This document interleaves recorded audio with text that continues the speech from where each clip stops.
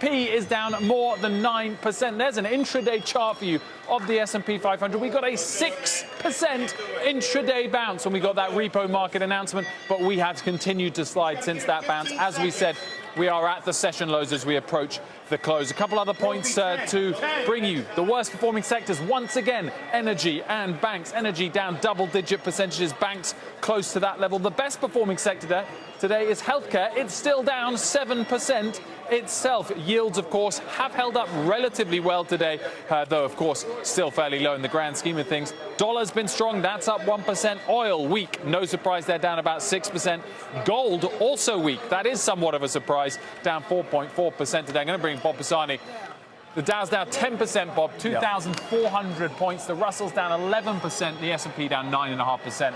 What do you say? 20 seconds left of the close. We've got 9% down at the lows of the day. The Fed adding liquidity added 6%. The market moved down, and that's telling us that this is more than just monetary stimulus. We need some kind of fiscal stimulus. We had some reports here that there might be some deal on the coronavirus packaging from the House Rules Committee chair, but it's not there yet. Didn't really lift the market much on that. Well, the market is telling you that reports won't cut it. We need some kind of serious action. At the close here on the floor of the New York Stock Exchange, the Dow is down more than 10%, 2,352 points. Contessa, back to you.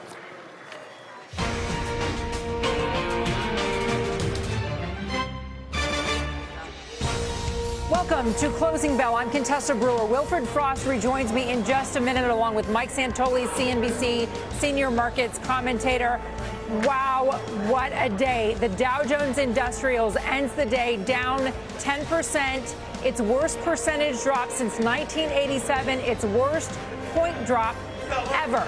The S&P 500 also off 9.5%. The Nasdaq ends the day down 9.5%. The Russell 2000 ends the day down 11.2%. Coming up, the New York Fed announces a massive liquidity injection. We have an exclusive interview with the former Treasury Secretary, Jack Lew, coming up. Later, one JetBlue passenger testing positive for coronavirus. We talked to former Spirit Airlines CEO Ben Baldanza about the airline industry and if it is doing enough to stop the spread. Joining us to talk about today's monumental sell-off, Euron Timmer, Director of Global Macro at Fidelity Investments. Still with us, Charlie Borinskoy from Ariel Investments, and, of course, Mike Santoli. Mike, to you first. Down 10% or so, pretty much at the session lows. It's the lowest point for the Dow since June 2017.